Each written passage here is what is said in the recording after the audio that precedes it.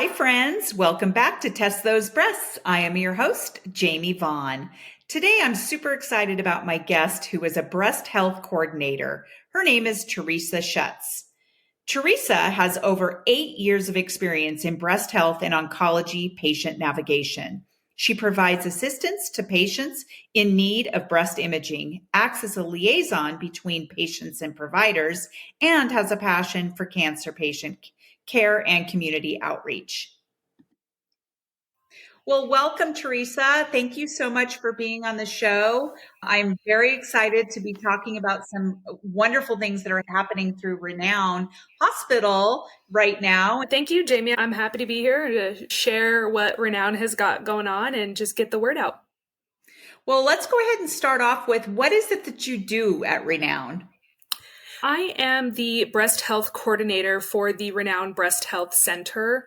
And my job is basically to act as a bridge or as a liaison between patients and providers and the actual imaging center itself. So patient navigation is a big portion of my job, navigating patients who are needing breast imaging and then patients who've been diagnosed with breast cancer, trying to get them to the proper providers, help with referrals and things like that. So I'm just a bridge, a patient navigator essentially is what I spend my days doing. Well, and that is definitely something that we need in our communities, because when I first got breast cancer, I didn't even know what was up at that time. And so having someone be a navigator like you and a liaison like you is incredibly helpful to so many women. And I think it's really important to make sure that we get it out there that you're even there. So there's some really exciting things going on at Renown right now, specifically a grant that you and I were just talking about for uninsured or underinsured patients. Can you share with us what that exciting news is? Yeah, absolutely. So the Renown Foundation has gifted us some grant money to provide to patients who are in need, and that's women who are underinsured, uninsured completely, to provide those imaging resources. So that's screening mammography, diagnostic mammography, breast biopsy, the whole scope. So we are able to completely cover these exams at 100% no cost to the patient. That is so exciting, because I know with breast cancer, it can be very expensive. Not only when you're insured, I mean, because even when you're insured, there's a lot of out-of-pocket costs for this and that, scans and biopsies and all these different things. But to be uninsured or underinsured is pretty gosh darn scary, and it can really lead to some serious financial issues. Yeah, and not only the fear of a diagnosis, but also the fear of the financial burden. So if it's one extra thing we can take off of somebody's plate, that's what we're here for. We want to encourage women to continue to get these breast exams done and not have to worry about, how am I going to pay for this? Where's this money going to come from? So that's what we're here for. And that's what the Renown Foundation has really wanted to do, is to just let these patients know that we are here for them, and whatever we can take off their plate, what we're wanting to do with this money. Right. And the sooner the better. You know, this whole podcast, Test Those Breasts, has everything to do with early detection. I actually have friends who have a difficult time going and getting mammograms because of the cost. And so I'm just so grateful that we have this grant. Who does this funding come from? Most of the money, a large portion of the money, are from anonymous donors that work with the Renown Foundation directly, and they'd like to remain anonymous. So a lot of the time we truly just don't know where that money is coming from. But when we do know, it's usually an individual who has had experience in this community, in the breast cancer community, and they like to be hands-on, and we work with them. But most of the time they are anonymous donors who have chosen this particular field to use that money towards. That is incredible. What other kind of screening tools and options are available? Most of the time when women are thinking about screening for breast cancer, they're just picturing mammography. And mammography is not the funnest exam to go through, unfortunately. But there are other alternatives. We have the screening breast ultrasound, which scans the entire breast and it plays for the radiologist like a movie. So it's just more in depth, taking a further look at that breast tissue. So this is great for women who have extremely dense breast tissue, because what they describe that as the cancer, we're searching for a snowball in a pile of snow when we're looking at dense breast tissue. So this screening breast ultrasound really allows the radiologist to just kind of dig through that tissue with a fine-tooth comb, so to speak. So that's a really great option for women who have dense breast tissue. So definitely when they're getting their screening mammography, paying attention to what their breast tissue composition is and if the whole screening whole breast ultrasound is appropriate for them. But we also have screening breast MRI. Most women think that MRIs are only for if you're having an issue or if there's a cancer already there, but they can use MRI in conjunction with your screening. So it's really just about knowing what's going on with your breast, talking to your provider what's appropriate for you, and using that information to make your game plan as far as how you're going to screen your breasts annually. Yeah, I want my audience to really hear Teresa on this as far as dense breast tissue. Most women have dense breast tissue. I have dense breast tissue, and I remember my radiologist saying it's like finding a snowflake in a snowstorm. So having those different tools available is so important for people to know. And women should absolutely know whether they have dense breast tissue or not. So thank you for sharing that. Of course. So we have this grant here at Renown. What about other cities? How can women find out about whether there's any grants at their own hospitals where they can actually get free mammograms, whatever they need? How can they find this out? I think aside from just contacting breast imaging facilities in the area, because in certain cities there's just a million, I feel the best place to start is usually university health clinics. They typically are strong community partners. They work a lot with the community, with other health clinics in the area. So that is always a perfect place to start, is the community health offices or facilities within state universities. I would say government websites, they always have really great resources as far as who can help, but definitely usually recommend university health clinics. They usually have a whole lot of resources available for people in the area. That's fascinating. So thank you for sharing that. So you have some really great resources. One of the questions I had asked you in our preliminary discussion is, how do you get the news out that we have this grant that people can actually use? How do you get that news out there in the community?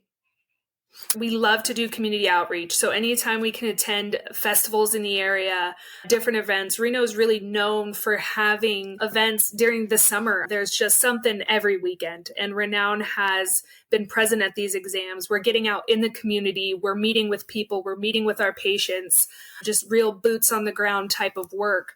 And then we partner with other health clinics in the area, ones that are specifically serving underprivileged populations, just working with them hand in hand, making sure that we're getting that out there, doing things like this where we're working with patients who've had experience in this field and are really trying to advocate just any way that we can help spread the word.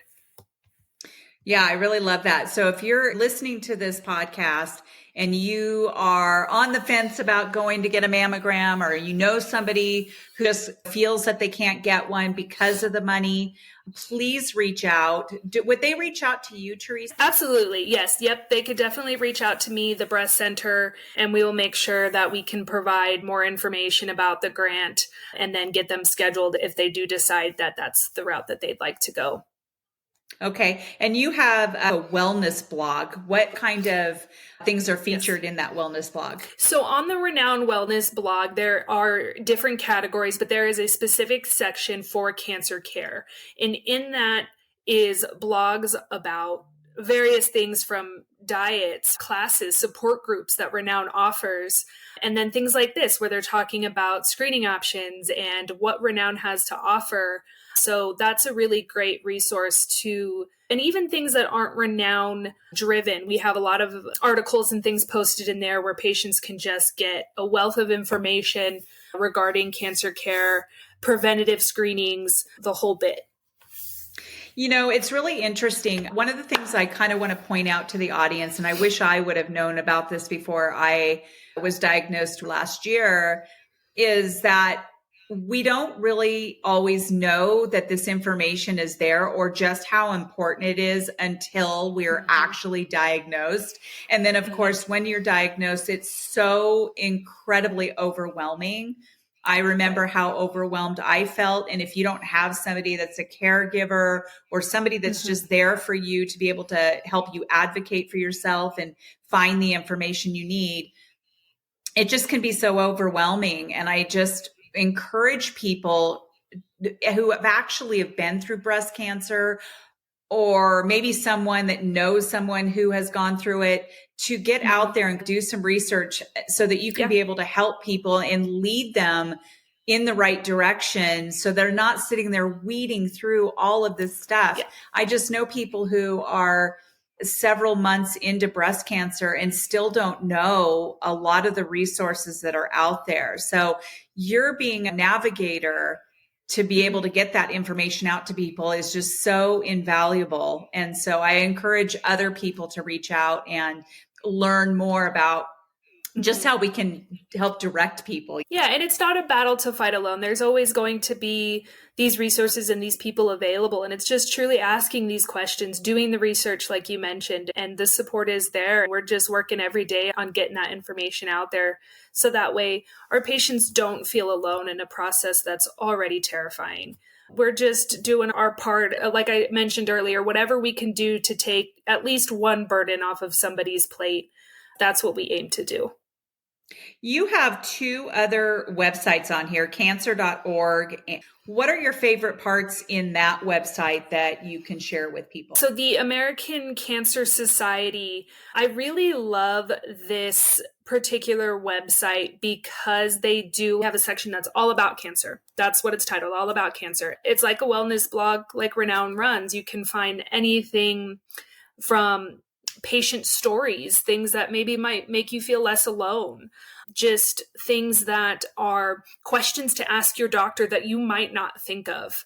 There's even places in there where maybe if you don't have cancer, but you know somebody, a loved one, a friend who has cancer, there's a section in there on ways to give back, how you can help support somebody that you know and love that's going through this process. So there's resources in there too. And that's what I really love, is that not everybody knows where they should start in supporting somebody through the cancer journey. And that's why this is such a great resource, is because it does work for patients who are navigating the cancer journey themselves, but also family and loved ones to sort of help support them. So that's why I really love that website, is there's just really somebody can take away something from it, no matter where in the journey they're at. That's awesome.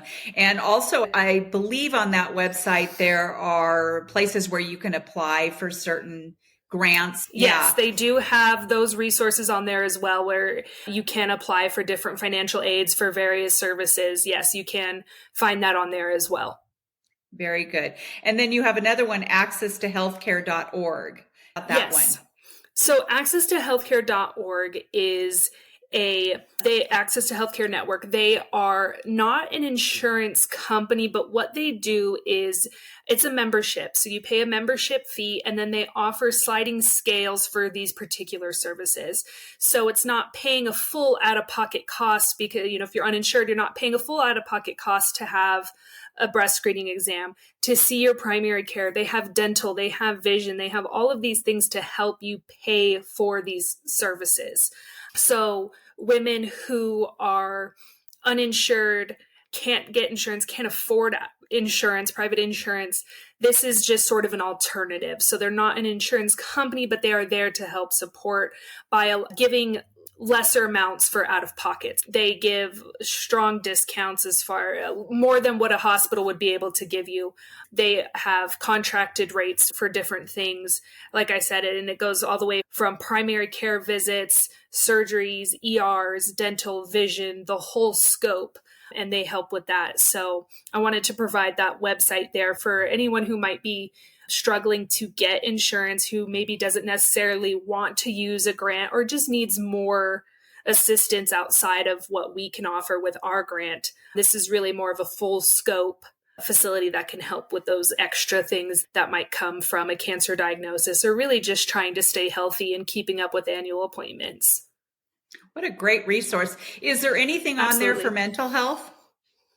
They do have a couple different things for behavioral health on there as well, which is significant because not many insurance companies even offer that type of assistance. So yes, they do have some information there for mental health as well. Good, because I just know that when you get this kind of disease, it definitely takes a toll on your mental health. Absolutely. Absolutely. So yes, they do have those resources for that. Very good. So if people want to reach out to you, you have your email address on here and your phone number and the main number to the breast center. Yes. Very good. Okay. Well, I honestly think this is such a great resource. Thank you for being on here. Is there anything else you'd like to share with people out there that they should know? Yes. Anybody that you come in contact to, anybody you love, friends, family, let them know the significance of cancer screening, whether it's breast, anything. Really just let them know that these resources are out there. Maybe even make a day of it. Grab your girlfriends, your mom, anybody, and make a day of it. Get your screening exams done. Go grab some lunch. Go shopping. Really just encourage each other about the importance of cancer screenings and that these resources are available. I don't like to scare people, but I do think people should understand that the statistics of women getting breast cancer at some point in their life. The last I heard was 1 in 8 women. Have you heard anything different? That is the last that I have heard as well from the American College of Surgeons, who really drives the screening recommendations for the country. It was 1 in 8 women. Okay. Yeah. And that early detection is so important. Absolutely. So waiting longer is just not something that should be an option. It is a whole heck of a lot less expensive if you catch it early, right? Yep. Annual cancer screenings, genetic testing, knowing your family history is all a major part of combating a disease early. I have one more important question for you. I've had 2 lumpectomies in the last 8 years. And during that time, I learned that I had very dense breast tissue. Leading up to my breast cancer this last year, I've always asked my doctor to make sure that that annual mammogram is always a diagnostics one. I always had to ask for it. Is that something that women need to do? They need to know whether they have dense breast tissue, first of all. Have to request that diagnostics, or how do they go about that? Yes. So for the full diagnostic workup, it is something that does require order and referral from a provider. So if that is the route that a patient wants to go, you do have to request it from a provider, because the typical standard screening is just your screening mammogram. And we do have the 3D technology now that is standard for every single exam. So the standard 3D mammography is just the screening. But if they want that extra diagnostic bit added, it is something that they need to speak to their providers about. Okay. So my audience, first, find out whether you have dense breast tissues. I mean, that is so important. And just a simple reach out to your GP. That's all I ever did, is I reached out to my GP and I said, hey, can you make sure that it is a diagnostics mammogram that I'm going into? And he always made it happen. So just make sure that you advocate for yourself and get the best testing that you possibly can. So thank you, Teresa. I really appreciate your being on our show. And to my audience, we'll see you next time on Test Those Breasts.